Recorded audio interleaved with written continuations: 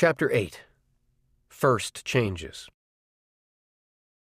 I thought Arnie would turn up that Saturday, so I hung around the house, mowed the lawn, cleaned up the garage, even washed all 3 cars. My mother watched all this industry with some amazement and commented over a lunch of hot dogs and green salad that maybe I should have nightmares more often. I didn't want to phone Arnie's house, not after all the unpleasantness I had seen there lately.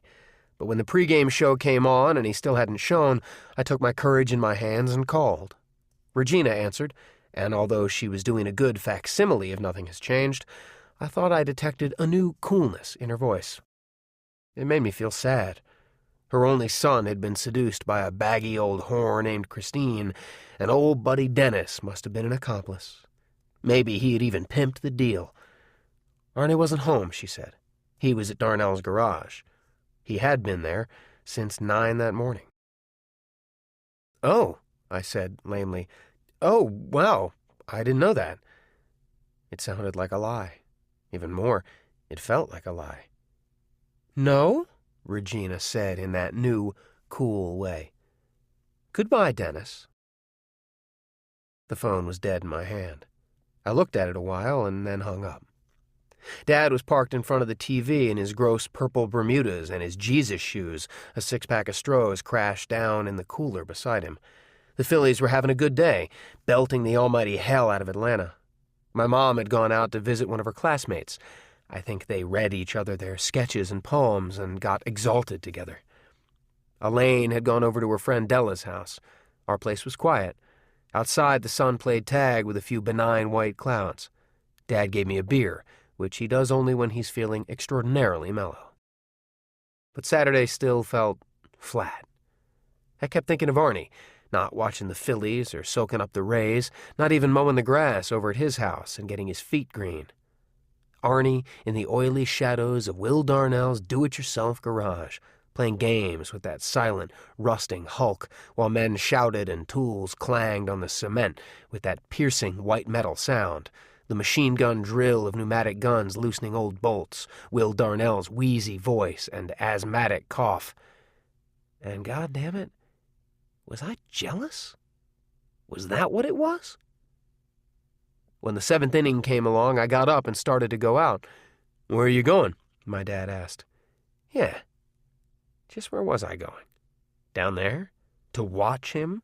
Cluck over him? Listen to Will Darnell get on his case? Heading for another dose of misery? Fuck it, Arnie was a big boy now." "No place," I said. I found a Twinkie tucked carefully away in the back of the bread box and took it with a certain doleful glee, knowing how pissed Elaine was going to be when she schlepped out during one of the commercials on Saturday Night Live and found it gone. No place at all. I came back into the living room and sat down and cadged another beer off my dad and ate Elaine's Twinkie, and even lapped the cardboard it had been on. We watched Philly finish the job of ruining Atlanta. "They root 'em, Denny," I could hear my grandfather, now 5 years dead, saying in his cackly old man's voice. "They root 'em good." I didn't think about Arnie Cunningham at all. Hardly at all. He came over on his tacky old 3-speed the next afternoon while Elaine and I were playing croquet on the back lawn. Elaine kept accusing me of cheating. She was on one of her rips. Elaine always went on rips when she was getting her period. Elaine was very proud of her period. She had been having one regularly all of 14 months. "Hey," Arnie said, ambling around the corner of the house. "It's either the creature from the Black Lagoon and the Bride of Frankenstein or Dennis and Ellie." "What do you say, man?" I asked. "Grab a mallet." "I'm not playing," Elaine said, throwing her mallet down. "He cheats even worse than you do." "Men!"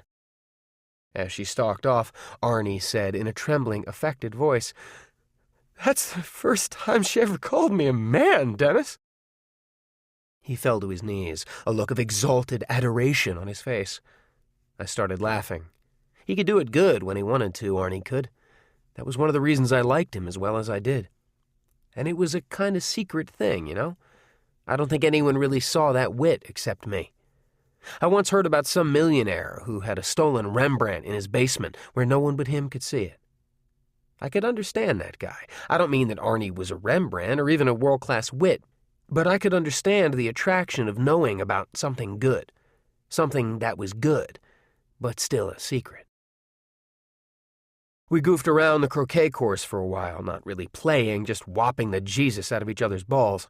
Finally, one went through the hedge into the Blackfords' yard, and after I crawled through to get it, neither of us wanted to play anymore. We sat down in the lawn chairs. Pretty soon our cat, Screamin' Jay Hawkins, Captain Beefheart's replacement, came creeping out from under the porch, probably hoping to find some cute little chipmunk to murder slowly and nastily. His amber-green eyes glinted in the afternoon light, which was overcast and muted. "Thought you'd be over for the game yesterday," I said. "It was a good one." "I was at Darnell's," he said. "I heard it on the radio, though." His voice went up 3 octaves, and he did a very good imitation of my granddad. "They ruined him, Denny." I laughed and nodded. There was something about him that day. Perhaps it was only the light, which was bright enough but still somehow gloomy and spare, something that looked different. He looked tired, for one thing. There were circles under his eyes. But at the same time, his complexion seemed a trifle better than it had been lately. He'd been drinking a lot of cokes on the job, knowing he shouldn't, of course, but unable to help succumbing to temptation from time to time.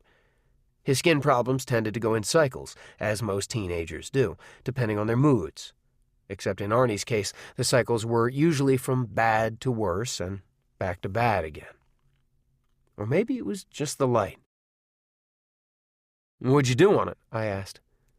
"Not much. Changed the oil. Looked the block over. It's not cracked, Dennis. That's one thing.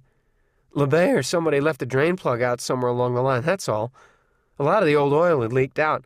I was lucky not to fry a piston driving it Friday night." "How'd you get lift time? I thought you had to reserve that in advance." His eyes shifted away from mine. "No problem there," he said. But there was deception in his voice. "I ran a couple of errands for Mr. Darnell." I opened my mouth to ask what errands, and then I decided I didn't want to hear. Probably the couple of errands boiled down to no more than running around the corner to Shermer's Luncheonette and bringing back coffee and for the regulars, or crating up various used auto parts for later sale. But I didn't want to be involved in the Christine end of Arnie's life, and that included how he was getting along, or not getting along, down at Darnell's garage. And there was something else, a feeling of letting go. I either couldn't define that feeling very well back then, or didn't want to. Now, I guess I'd say it's the way you feel when a friend of yours falls in love and marries a right high-riding, dyed-in-the-wool bitch. You don't like the bitch, and in 99 cases out of 100, the bitch doesn't like you, so you just close the door on that room of your friendship.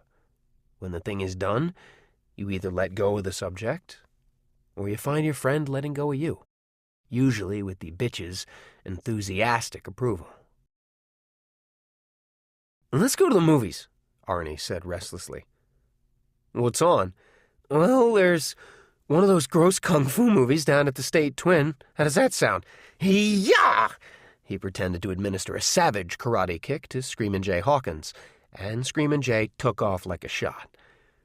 "Sounds pretty good, Bruce Lee." "Nah, some other guy." "What's it called?" "I don't know. Fists of Danger, Flying Hands of Death, or maybe it was Genitals of Fury. I don't know. What do you say? We can come back and tell the gross parts to Ellie and make her puke." "All right," I said, "if we can still get in for $1 each." "Yeah, we can until 3. "Let's go." We went. It turned out to be a Chuck Norris movie. Not bad at all. And on Monday, we went back to building the interstate extension. I forgot about my dream. Gradually, I realized that I wasn't seeing as much of Arnie as I used to. Again, it was the way you seem to fall out of touch with a guy who's just gotten married. Besides, my thing with the cheerleader began to heat up around then. My thing was heating up all right. More than one night, I brought her home from the submarine races at the drive-in with my balls throbbing so badly I could barely walk. Arnie, meanwhile, was spending most of his evenings at Darnell's.